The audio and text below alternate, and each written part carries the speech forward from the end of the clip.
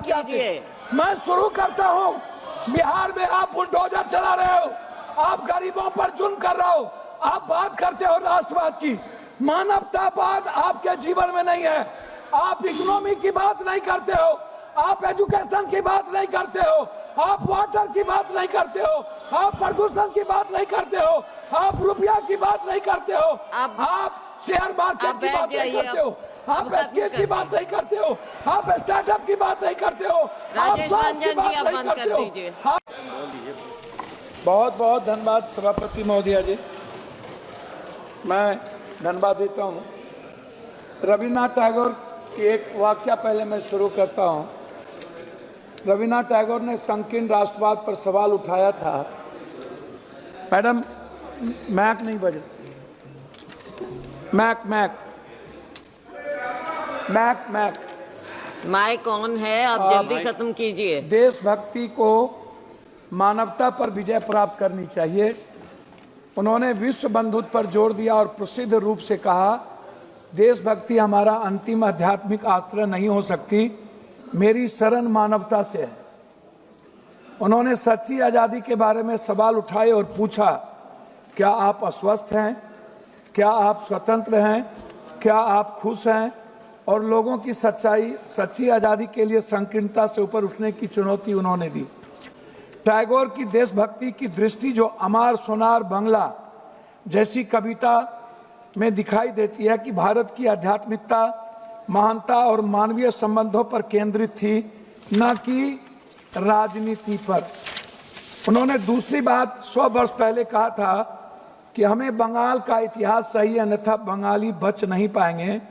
बंगाल का इतिहास चाहे जैसा भी लिखा जाए, यह मातृभूमि के लिए एक पुष्पांजलि है। क्या एक गरीब व्यक्ति जो सोना और चांदी इकट्ठा करने में असमर्थ है, उसे जंगली फूलों से मातृभूमि को श्रद्धांजलि नहीं देनी चाहिए? ये बात रविन्द्रनाथ टैगोर ने तीसरी पंक्ति उन्होंने कही थी, शक्ति, बुद्धि और धन मानवता का हिस्सा हो सकता है, लेकिन क्या शांति, सद्भाव और अच्छाई इससे भी उच्चतर हिस्सा नहीं है? इनको समझ में नहीं आएगा मैडम कि राष्ट्रीय गीत हमारे जीवन की संस्कृति है, हमारा संस्कार है, हमारा चरित्र है, हमारा विचार है, हमारे चिंतन में है, हमारे समर्पण में है, आहार व्यवहार खान पान में है, हमारे दायित्व और कर्तव्य की मूल आत्मा है और भावना है। अब ये 150 साल के बाद इस तरह की बात इस सदन में कर रहे हैं, जहां समय, काल, पात्र, टाइम, पर्सन, प्लेस, वे, दुनिया, पूरी वर्ल्ड इकोनॉमी की बात कर रहा है, पानी की बात कर रहा है, हवा की बात कर रहा है, पूरी दुनिया आर्थिक आजादी की बात कर रहा है, हर व्यक्ति की खुशियां की बात कर रहा है। ये हमें संस्कार पढ़ा रहे हैं, कोई संस्कार नहीं है। ये वो लोग हैं मैडम, वंदे मातरम सिर्फ एक चीज नहीं है, वह निभाने की चीज होती है। राष्ट्रीय गीत सम्मान जरूरी है, पर राष्ट्र की समस्या का समाधान, ये बात हम नहीं कह रहे, ये बात रविन्द्रनाथ टैगोर ने कहा था। साहस, बलिदान और राष्ट्रभक्ति का प्रतीक, राष्ट्रवाद से ज्यादा मानवतावाद, नव मानवतावाद, नैतिकतावाद, मूल्यवाद एवं रोटीवाद का महत्वपूर्ण परिभाषा है। देशभक्ति भूखे से और भूखे पेट नहीं चलती है। इसीलिए उन्होंने कहा था कि वंदे मातरम सिर्फ गीत नहीं, मूल्यों का प्रतीक है। उन्होंने साफ शब्दों में एक बात कही थी कि कुछ लोग कभी आएंगे, शेर का खाल पहनेंगे और उसके शक्ल में शेर बन करके भारत की मूल आत्मा पर, मैडम बोलने तो दीजिए, की बात करेंगे। मैडम मैं कुछ चीज नहीं कहना चाहता, और की बात कहे वो थोड़ा सा समय दीजिए। संविधान को जलाया किसने था? संविधान, देश के संविधान ने भारत लोकतंत्र बनाया, जलाकर आप किसे संस्कार का परिचय दिए? मैं आपसे जानना चाहता हूं 53 साल आपने राष्ट्रीय झंडा क्यों नहीं लगाया? मैं आपसे जानना चाहता हूं कि आपके संस्था में, संगठन में और आपके संघ में कभी वंदे मातरम की संगीत और गीत क्यों नहीं हुई? कभी उसका सम्मान क्यों नहीं हुआ?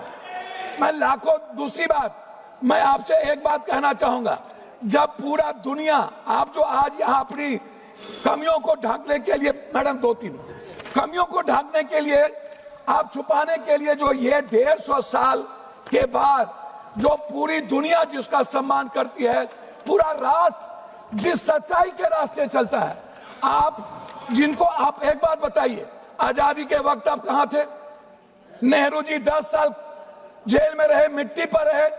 आप आजादी के बाद कहां थे? सुभाष चंद्र बोस हेडगवार के पास गए, हेडगवार ने उन्हें 2 मिनट, हेडगवार जी ने उन्हें लौटा दिया। फिर वो सावरकर के पास गए, फिर उन्होंने लौटा दिया। हमेशा हमेशा ये संघ और इनके नेता हमेशा इन्होंने अंग्रेजों का सपोर्ट किया, हमेशा ब्रिटिश हुकूमत के साथ रहे इन्होंने। मैं आपसे पूछना चाहता हूं, कौन सी सोच तिरंगे नारे और राष्ट्रगान से भरा बन गई आपके लिए? मैं आपसे ढोंग के बारे में नहीं पूछूंगा, लेकिन इतना पूछूंगा कि जो जिद, अहंकार और वफादारी आप जिसके लिए कर रहे थे, वो आप बता दीजिए। मैडम, मैं लास्ट आपसे, जब आप कह रहे हैं तो जब बात इलाज कर रहा हूं, हमें आप एक बात बताइए। मोदी जी के भारत की बात ये करते हैं, हम शुरू करते हैं मोदी जी की भारत, खाली 2 मिनट में खत्म कर देंगे। हम शुरू करते हैं मैडम मोदी जी की भारत सिर्फ 2 करोड़ नौकरी से।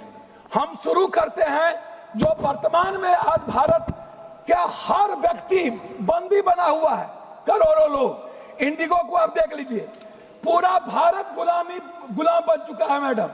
दूसरी चीज, मैं शुरू करता हूं आपको स्विस बैंक के पैसे से।